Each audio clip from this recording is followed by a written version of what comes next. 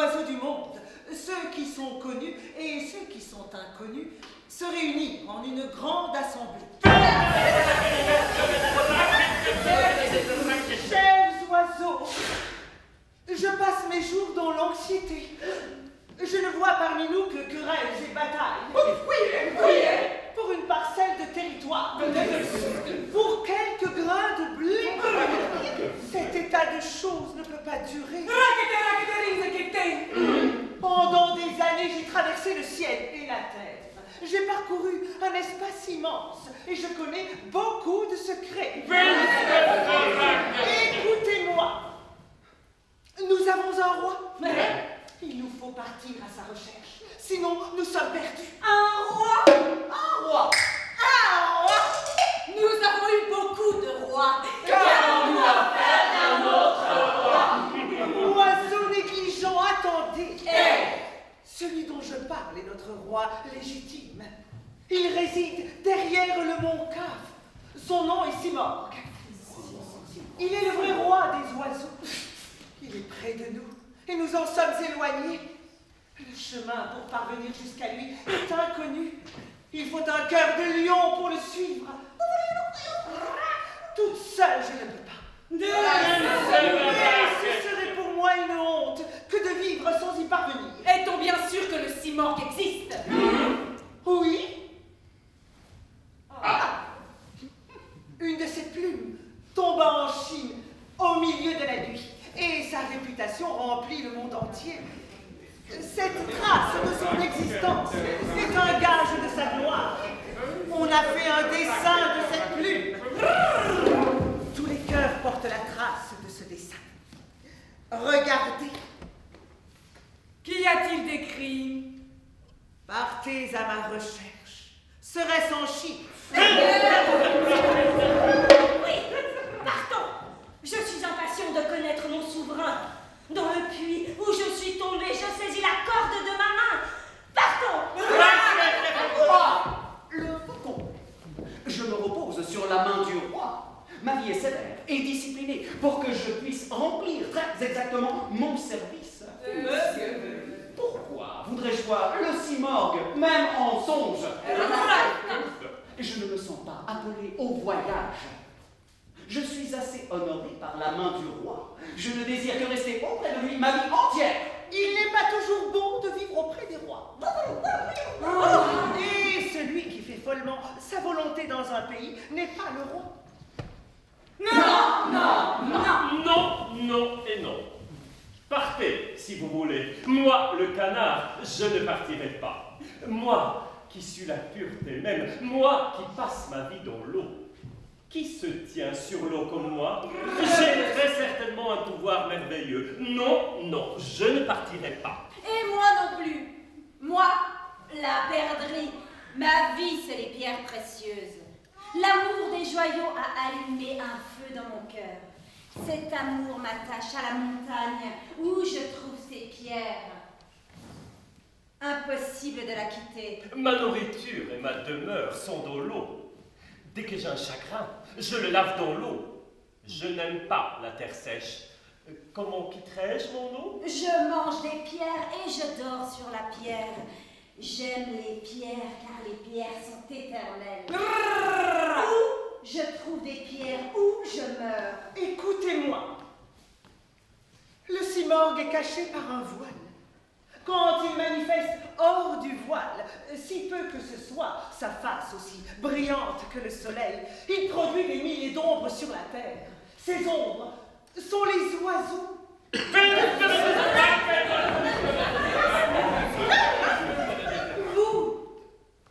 Vous n'êtes tous que l'ombre du Simorgue. Que vous importe alors de vivre ou de mourir?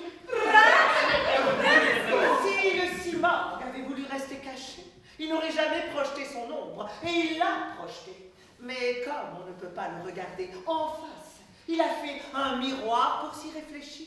Mais quel est ce miroir? C'est ton cœur. Je suis très impatient de partir. Mais j'ai peur. Quel est exactement ce roi? Explique-moi.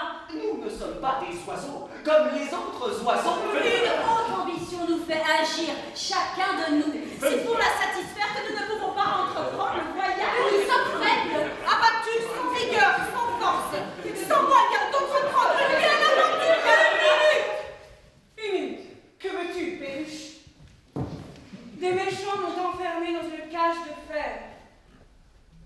charmante que je suis. Eh bien, moi qui voudrais tant m'élever jusqu'à l'aile du cimorgue, je ne peux pas. Je suis dans ma cage. On me nourrit de sucre dès le matin. Je porte un collier d'or. Ma cage me suffit. J'aime ma cage. tu n'as aucune idée du bonheur. Tu n'as pas l'amande. Tu n'as que l'écorce de l'amande.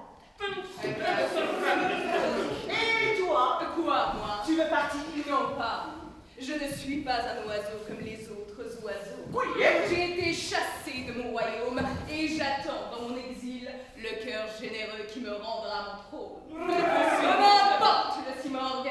Voyez mes 100 000 couleurs. Je vois tes 100 000 couleurs, mais je vois aussi tes deux vilains pieds. Comparé à l'océan, ton royaume est à peine une goutte.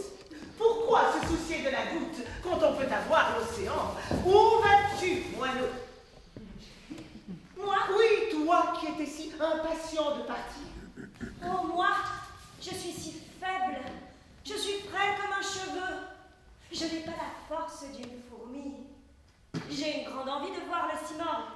Mais, dans ma faiblesse, comment parvenir jusqu'à lui? Je mourrai en route.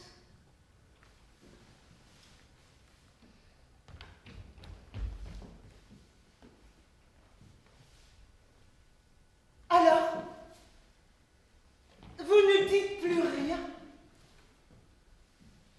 Avez-vous donc si peur de cette mort?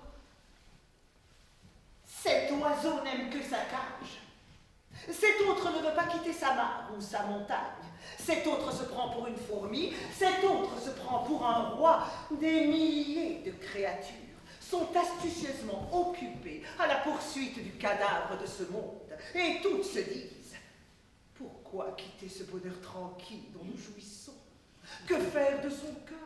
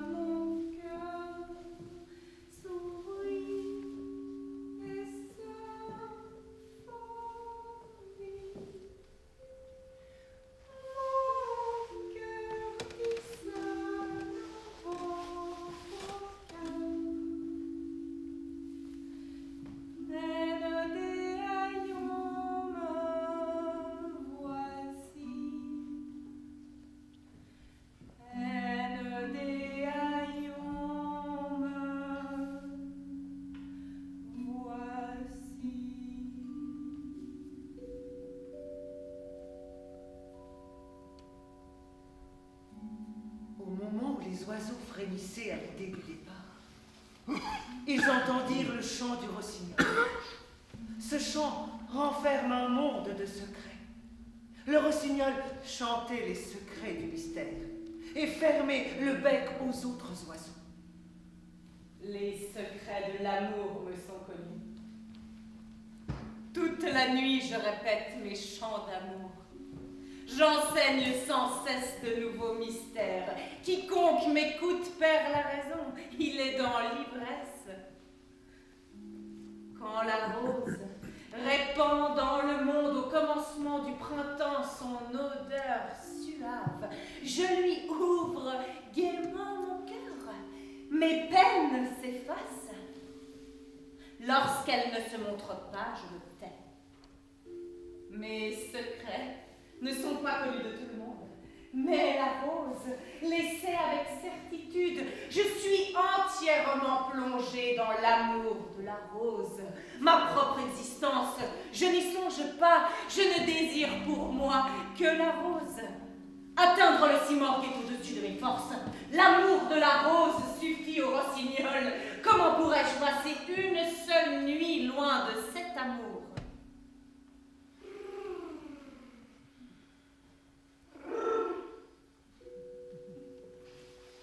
Celui qui aime ne songe pas à sa propre vie. Mais si l'on aime véritablement, il faut renoncer à la vie, qu'on soit abstinent ou libertin. Les amants font-ils attention à leur vie? L'amant met le feu à toute espèce de moisson. Il enfonce la scie à son cou et il se perce le corps à l'amour. Il faut la douleur et le sang du cœur. L'amour aime les choses difficiles. La rose ne sourit pas. À chaque nouveau printemps, la rose se rit du rossignol. Choisis un amour qui ne meurt pas. Comment parvenir auprès du noble Simorgue? Comment mon faible oiseau pourrait-il arriver auprès de lui? Il ne manque pas des gens dans le monde qui recherchent une telle union. Mais nous, combien fait à nous? Je ne veux pas, pour une chose impossible, faire un pénible voyage. Je ne me sens pas propre à l'entreprise que tu proposes. Je me contenterai de chercher ma place ici. Oh, vous, qui dans votre abattement, tantôt triste, tantôt gai, résistez à mon invitation. Je fais peu attention à vos adroits prétextes et à votre hypocrisie, bien loin d'agréer vos raisons. Mettez-vous en route, cousez vos lèvres, si tous se brûlent, vous vous brûlerez comme les autres. Ainsi, tous les oiseaux apportèrent dans leur ignorance une quantité d'excuses. Je ne vous les rapporterai pas toutes. Ce serait bien trop long. Mais chacun d'eux n'avait que de mauvaises excuses à présenter. Aussi, comment de tels oiseaux pouvaient-ils embrasser dans leur serre le Simorgue? Toi, qui te charge de nous conduire sur le chemin. Toi, qui es le meilleur et le plus puissant de tous les oiseaux. Sache que nous sommes faibles et sans force. Sans duvet, ni plume, Sans corps ni énergie. Comment pourrons-nous enfin Arriver au sublime Simorgue. Dis-nous, avec qui cet être merveilleux a de l'analogie? Car sans cela, des aveugles comme nous ne sauraient chercher ce mystère. S'il y avait un rapport entre cet être et nous, Nous éprouverions de l'inclination à aller vers lui. Mais nous nous sentons comme des fourmis. Vois ce qu'il est et ce que nous sommes. Comment l'insecte qui est retenu au fond du puits pourra-t-il s'élever jusqu'au grand Simorgue. oiseau sans ambition. Comment un généreux amour pourrait-il surgir d'un cœur dépourvu de sensibilité? Cette sorte de mendicité dans laquelle vous semblez vous complaire est pour vous sans résultat. L'amour ne s'accorde pas avec le manque de sensibilité. Celui qui aime les yeux ouverts marche à son but en jouant avec sa vie.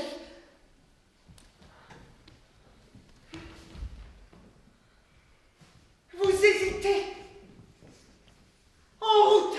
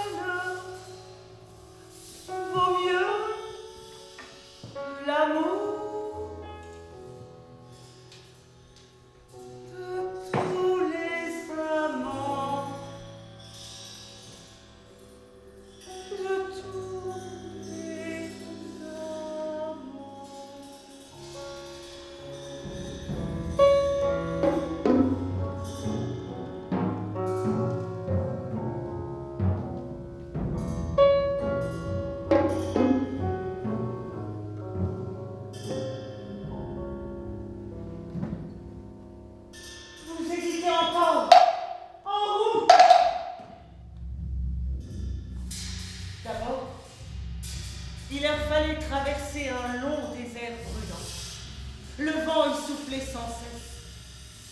Les gémissements s'élevaient parfois de la terre. À d'autres moments, c'était un silence profond.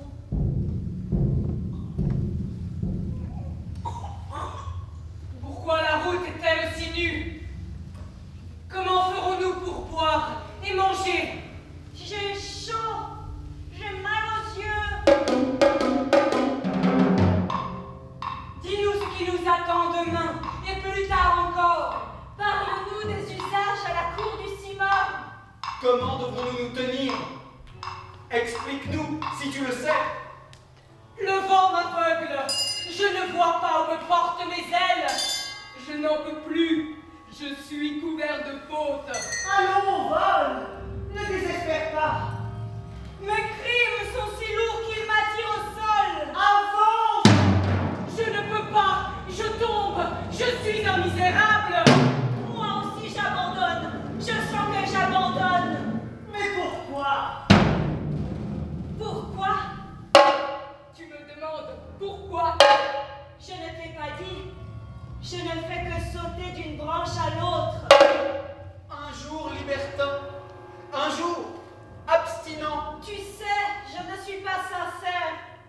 Cela arrive à tout le monde. Vole et mets-toi la route de ton cœur.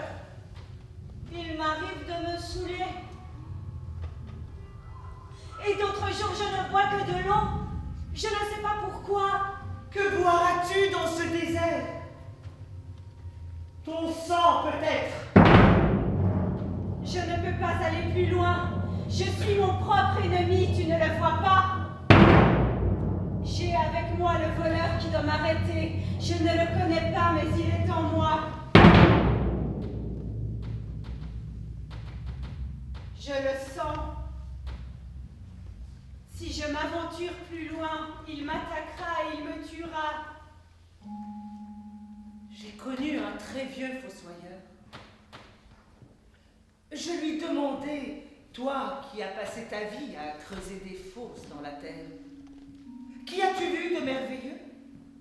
Ce que j'ai vu de merveilleux, me répondit-il, c'est que pendant des années j'ai creusé des fosses et que pas une seule fois je n'y ai enterré mes désirs.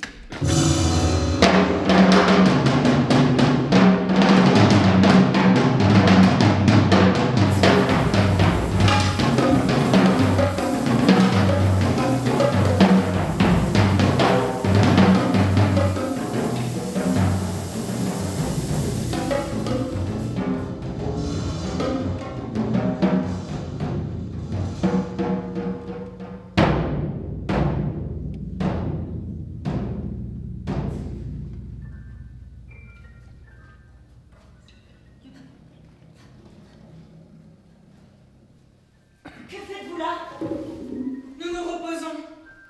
Et pourquoi vous vous reposez? Est-ce que je me repose, moi? Nous sommes fatigués.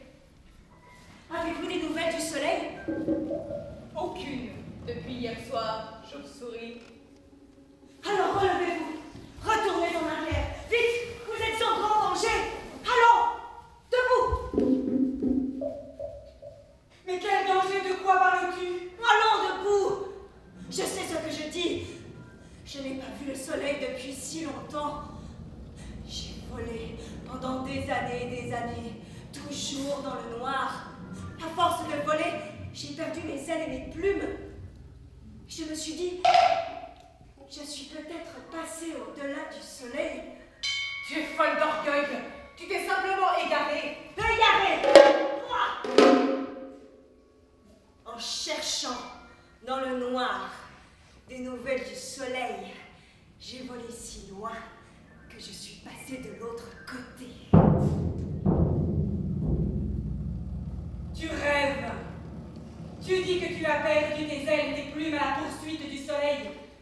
Mais dans le noir, tu n'as même pas vu le chemin. Comment aurais-tu pu le parcourir? La fourmi qui est restée au fond du puits, comment s'élèverait-elle jusqu'à la lune? Si vous voulez dormir, dormez. La nuit attend mon vol. Je vais demander dans le noir des nouvelles du soleil.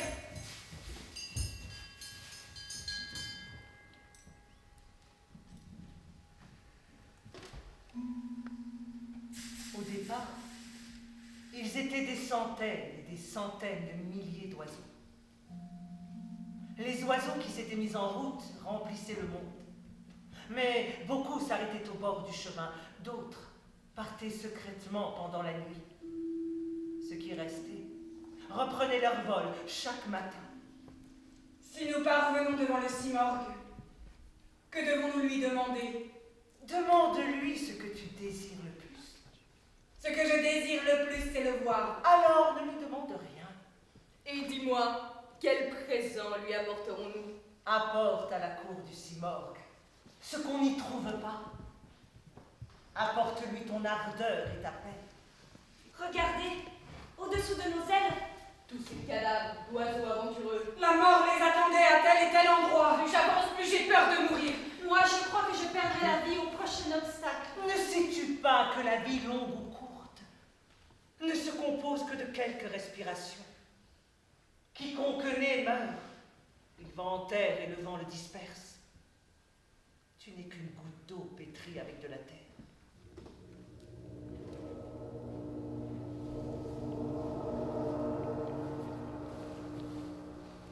Qu'est-ce que tu sais de la mort, toi? Jamais homme, ni jeune, ni vieux, n'a pu parler convenablement de la mort. Comment le sais-tu? Qui es-tu? J'habite ici, tout au fond du désert. Je me suis retiré totalement du monde. Je vois venir des voyageurs téméraires et je leur dis, donnez-moi vos dépouilles. Là où vous allez, vous n'aurez plus besoin de ça. Nous devons mourir ici. Si vous voulez aller plus loin, quelque chose doit disparaître. Ah, moi, j'ai vu mourir le phénix.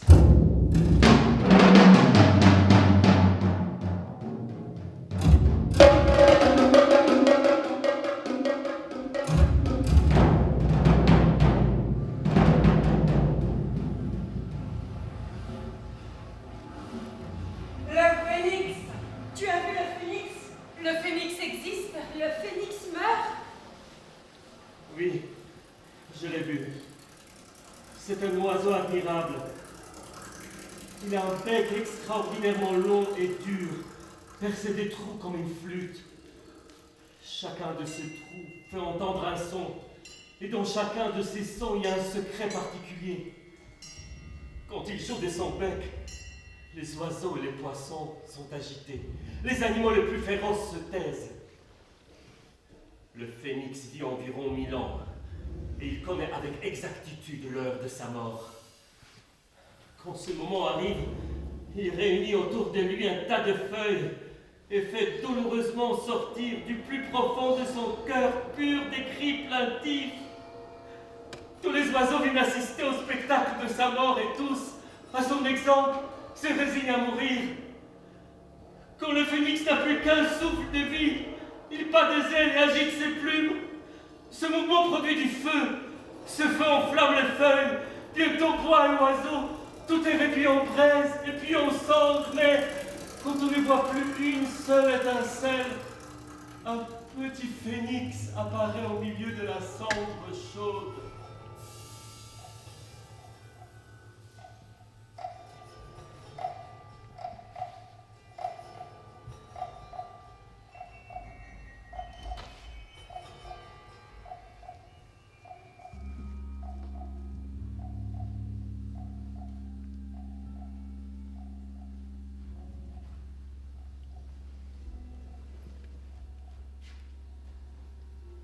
J'ai mesuré le vent toute ma vie.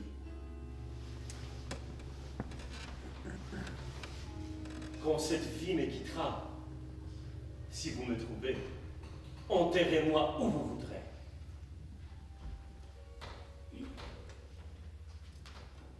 Et bonsoir.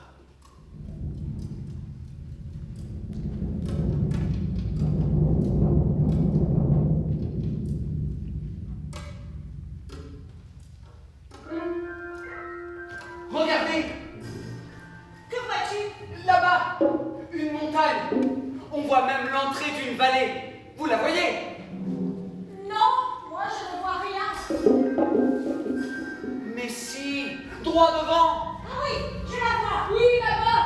Nous sommes arrivés. Nous avons franchi le désert. Doucement, les oiseaux du calme. Ne vous trompez pas, nous ne sommes pas arrivés. Le voyage n'est pas fini. Que dis-tu? Le désert n'est qu'un vestibule. Mais toutes nos blessures. Si tu es blessé, ne le dis à personne. La vraie peine commence ici. Je m'en vais. Je prends le chemin du retour. Aucun oiseau n'a retraversé le désert sans mourir. Nous ne pouvons pas aller plus loin et nous ne pouvons pas revenir en arrière. Chassez la terreur de votre âme. Écoutez-moi. Nous avons 7 vallées à franchir, une à une. Dans chaque vallée, il y a un secret que nous devons découvrir. Personne n'est revenu de ce côté, après avoir franchi ces 7 vallées. Donc, ce qui nous attend exactement de l'autre côté, je ne le sais pas. Suivez-moi.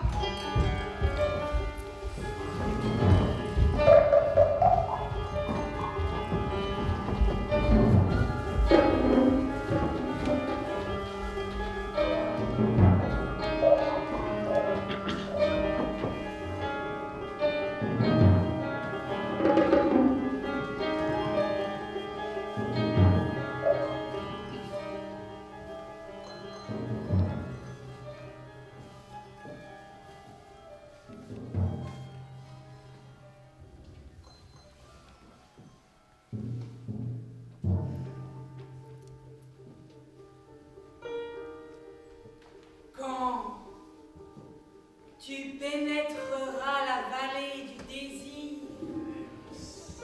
tu seras assailli d'épreuves à chaque instant. Ici, à tout moment, 1000 afflictions te guettent. Le plus beau des oiseaux, ici, n'est qu'une mouche. Ici, il faut peiner bien des années durant, vivre bien des états changeants et passagers. Ici, il faut jeter tes richesses au vent et jeter aux orties tout pouvoir temporel. Il faudra te noyer dedans ton propre sang. Il faudra t'arracher à tout ce qui t'attache.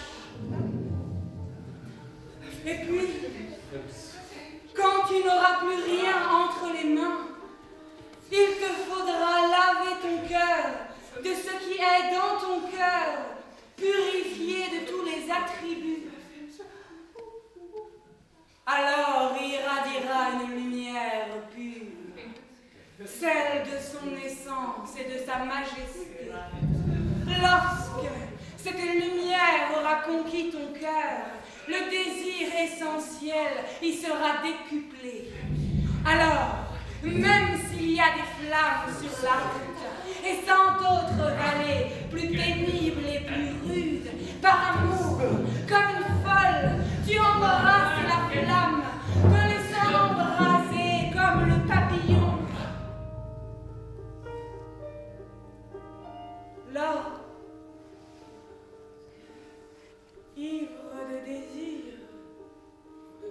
et chercheur de secrets, à l'échanson de l'âme, au repli de ton être, tu demandes à goûter une gorgée de vin.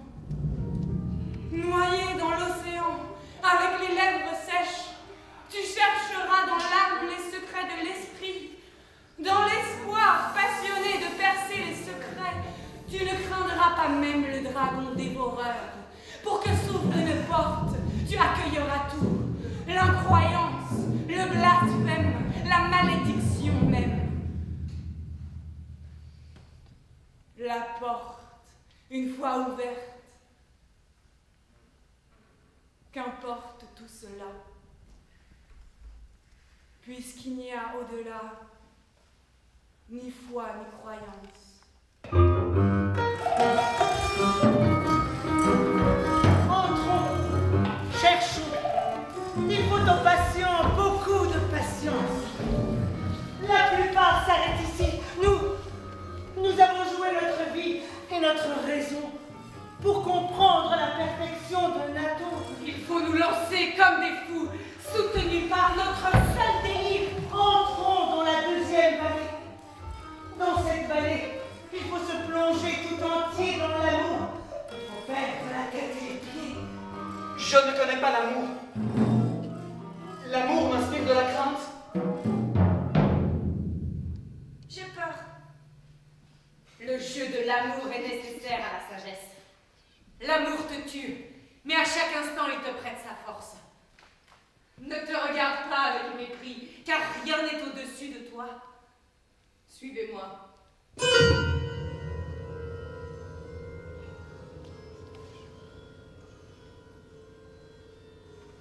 Après cela, paraît la vallée de l'amour, qui atteint à ce point est noyé dans le feu. On ne peut en ce lieu qu'être feu tout entier. Celui qui ne l'est pas, que sa joie soit tristesse.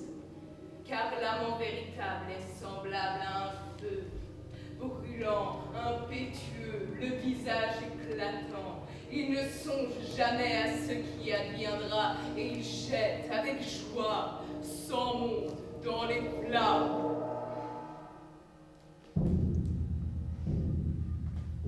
L'amant est prêt à perdre au comptant ce qu'il a, car ne compte pour lui que l'union de l'aimé. Les autres comptent sur les promesses de demain, mais pour lui, tout se joue ici et maintenant. Tant que l'on ne sait pas consumer tout entier, comment se libérer des chagrins dévoreurs, comment trouver en soi l'élixir de la joie sans fondre tout son être dans le feu et les flammes. Tel un faucon qui brûle, palpitant de désir, tant qu'il n'a pas atteint à son lieu d'origine. Tel un pauvre poisson qui s'agite en tous sens, quand arraché à l'eau et jeté au désert, il suffoque et espère retourner à la mer. Ici, l'amour est feu et la raison fumée. Quand cet amour advient, il fait fuir la raison. La raison ne sait rien des folies de l'amour. L'amour n'est pas l'affaire de la raison humaine. C'est l'être d'amour qui fait être chaque feuille. C'est l'ivresse d'amour qui les fait se pencher. Si l'œil que tu ouvres est l'œil de la raison, tu ne pourras jamais voir l'amour tel qu'il est.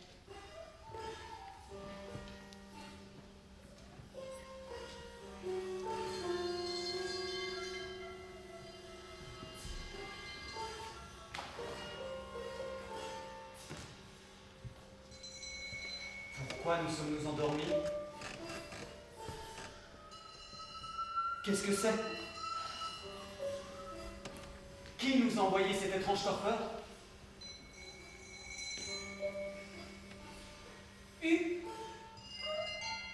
Que s'est-il passé pendant notre sommeil? Dans la première vallée, on cherche.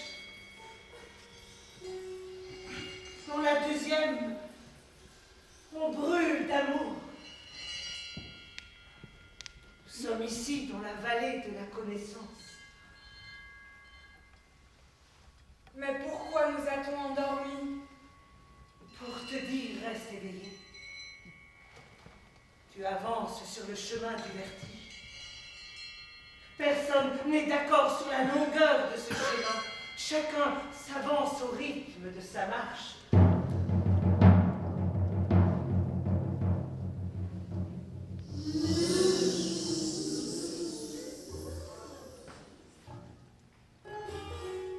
Après cela, sans début ni fin, tu verras apparaître la vallée de la connaissance.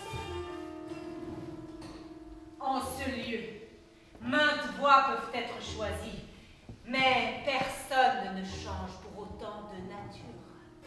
Aucune voie ici n'est semblable à une autre. Il y a les pèlerins du corps et ceux de l'âme.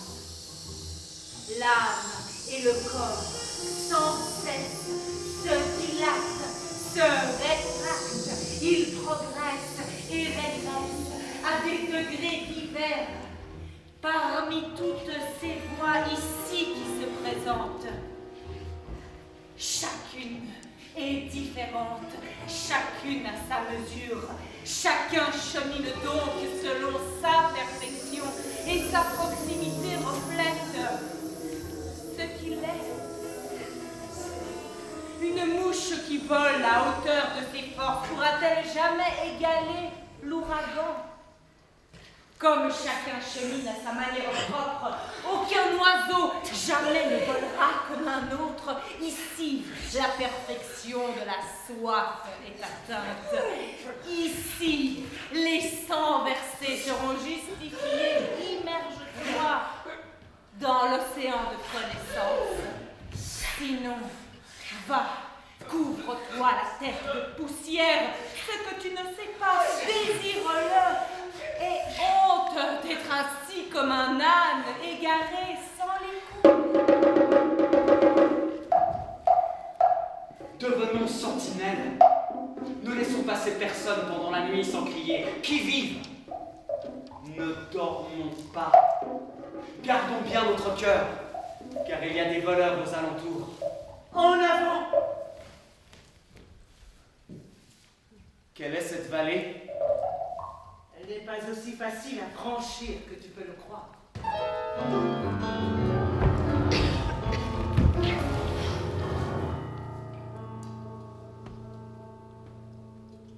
Après, paraît la vallée de la plénitude, où il n'y a plus de but et plus de prétention, qu'on souffle le vent glacial de l'indifférence qui ravage un pays entier en un instant.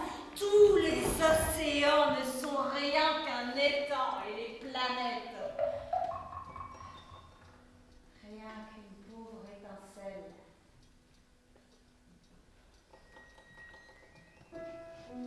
Et pourtant, chose étrange, une infime fourmi,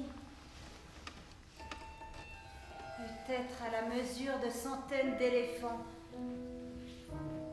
et pour qu'un seul corbeau remplisse son jabot, 100 000 vies humaines n'y suffiraient pas même.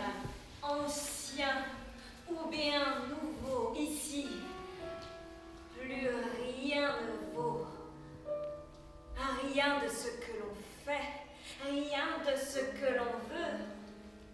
Tu peux voir tout un monde de cœurs calcinés. Moi, je pourrais te dire que cela n'est qu'un rêve.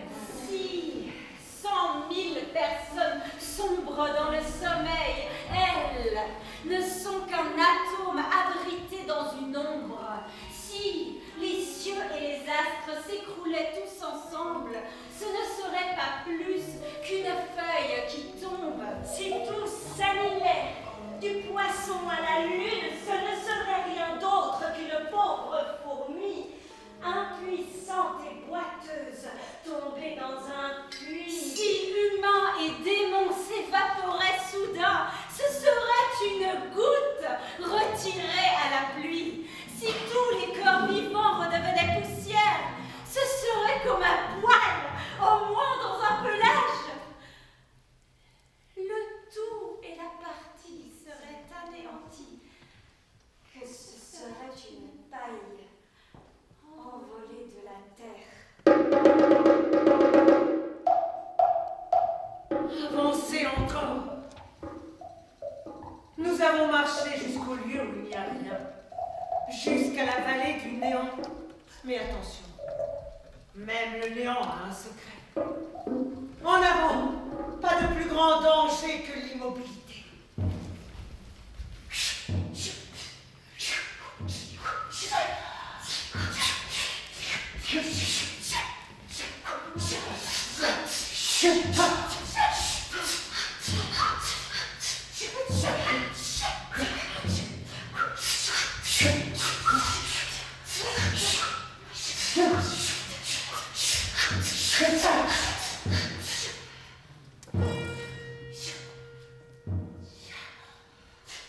Regardez. Alors paraît la vallée de l'unicité, station de l'unité où tout est unifié. Ceux qui ont traversé ce grand désert aride, têtes multipliées, jaillissant d'un seul col, se retrouvent un seul. Nombreux ou quelques-uns, qu'importe, ils ne sont qu'un dans leur pluralité. Ici, en ce chemin, le multiple est dans l'un. Une fois un, toujours, sera égal à un. Pourtant, l'un qui advient n'est pas le nombre un. L'un dépasse le nombre et l'autre les limites. Alors, renonce donc aux deux éternités.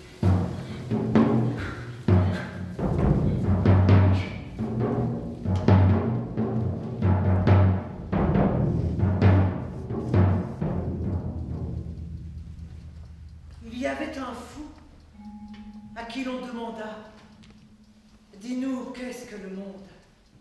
Et de quoi est-il fait ?» Ce monde, plein d'honneur et d'infamie aussi, est un objet de cire peint de 1000 couleurs. Mais si quelqu'un venait à pétrir cet objet, il ne resterait plus que de la cire informe. Le monde tout entier n'est autre que cela. Va. Ces couleurs ne sont qu'une, crois-moi. Alors, le tout étant un, le deux n'existe pas. Ni toi non plus, ni moi. Où sommes-nous? Lorsque le voyageur pénètre dans cette 6e vallée, il disparaît, ainsi que la terre sur laquelle il marche, et il demeure stupéfait. Qu'est ici l'intelligence? Elle est restée au seuil de la porte, comme un enfant aveugle-né. Nous avançons dans la vallée de la stupeur.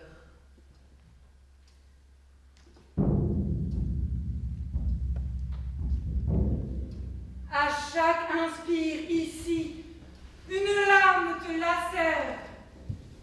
Et chaque expire exhale des plaintes déchirantes. Ici, que de hélas, de douleur, de brûlure.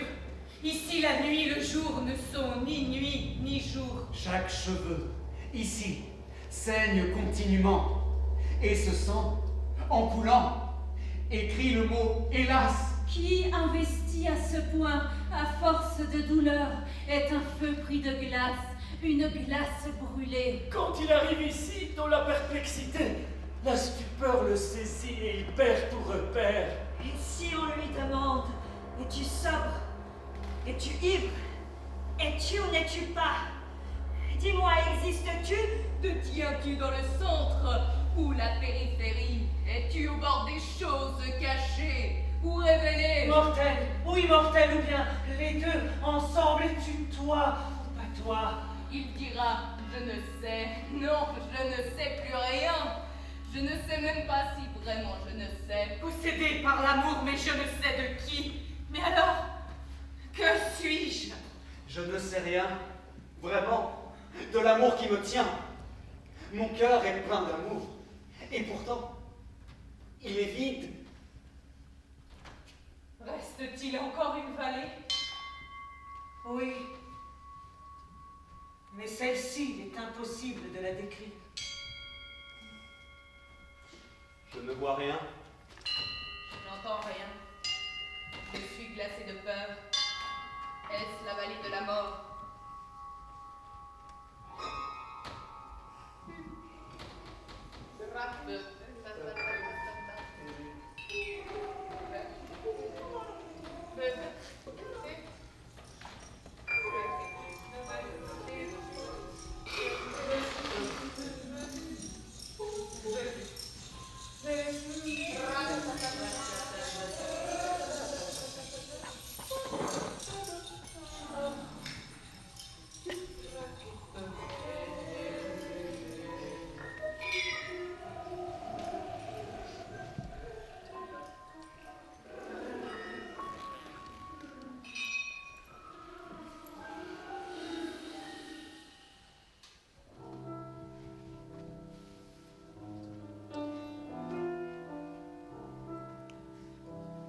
vient le dénuement, l'anéantissement. Quelle langue peut dire cet état, ce néant? C'est un monde d'oubli, d'absence et de silence, où l'âme déambule hagarde, muette et sourde. Tu trouveras en ce lieu 100 000 ombres éternelles disparaître, absorbées au cœur d'un seul soleil.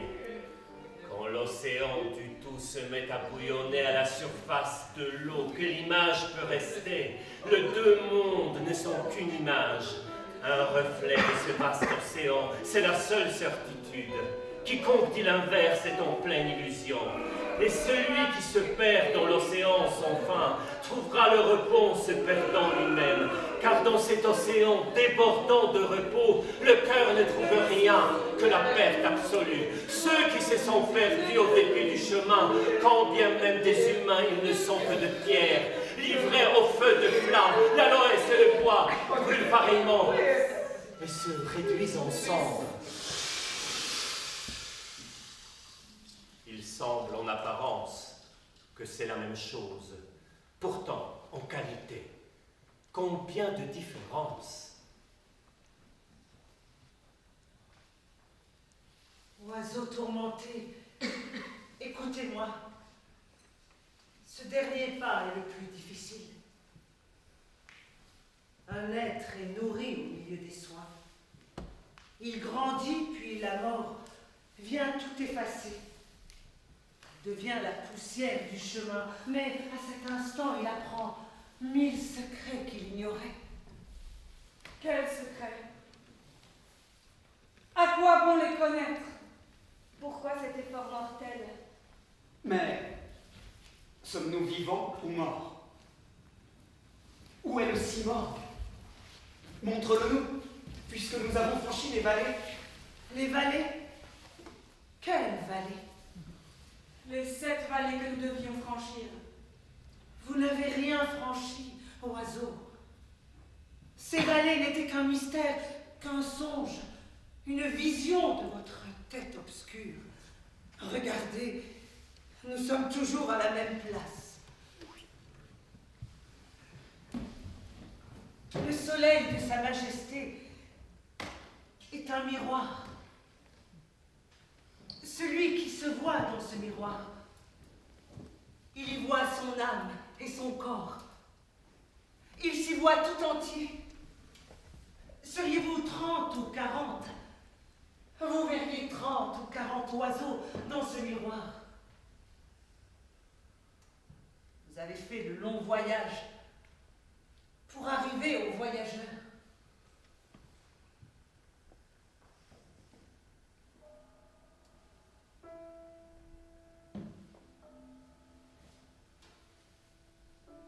On leur ouvrit la porte. On leur ouvrit encore sans rideau. La plus vive lumière brilla.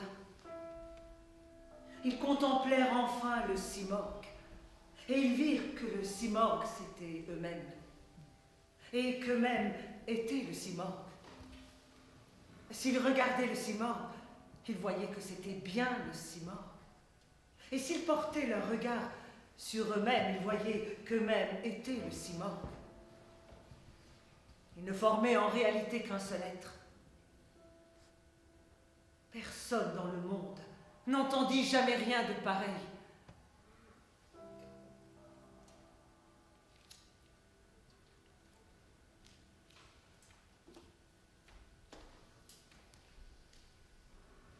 Un jour, les papillons se réunirent, tourmentés par le désir de s'unir à la bougie. Un premier papillon alla jusqu'au château lointain, et il aperçut à l'intérieur la lumière d'une bougie. Il revint, raconta ce qu'il avait vu. Mais le sage papillon qui présidait la réunion dit que cela ne les avançait guère. Un deuxième papillon alla plus près de la bougie. Il toucha de ses ailes la flamme, et la bougie fut victorieuse. Il revint les ailes brûlées et raconta son voyage. Mais le sage papillon lui dit « Ton explication n'est pas plus exacte. » Alors, un troisième papillon se leva, ivre d'amour. Il s'élança sur ses pattes de derrière et se jeta violemment sur la flamme. Ses membres devinrent rouges comme le feu. Il s'identifia avec la flamme. Alors, le sage papillon qui avait regardé de loin dit aux autres: il a appris ce qu'il voulait savoir. Mais lui seul le comprend, voilà tout. Pewnego dnia stado nocnych motyli postanowiło zjednoczyć się ze światłem świecy. Wtedy pierwszy motyl pofrunął w kierunku do świecy, okrążył ogień i wrócił do motyli, ale starszy Mia Vera, powiedział, Nikita Lude, to si jeszcze nie identifica wszystko. abbastanza za pochine viciniane, non tutto che mia prodotto per taguda pije, bez to matino da.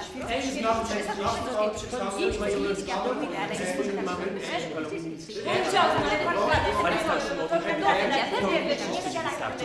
una pszacha, alla Pełen miłości, skończy na A inne znaki, cały ten walka, ale jeśli się nie piazza, jeśli nie jest departament, to jest to zabrane na One day the moth gathered, surrounded by their desires to come together. So the moth tried to protect us and eat it to life. jak właśnie na razie But the wise moth decided to raise it that it was the best in the world. decidieron que una de ellas debía llevar a cabo la presentación de la Emma Cameron de la Estrella. A la hija de falta de la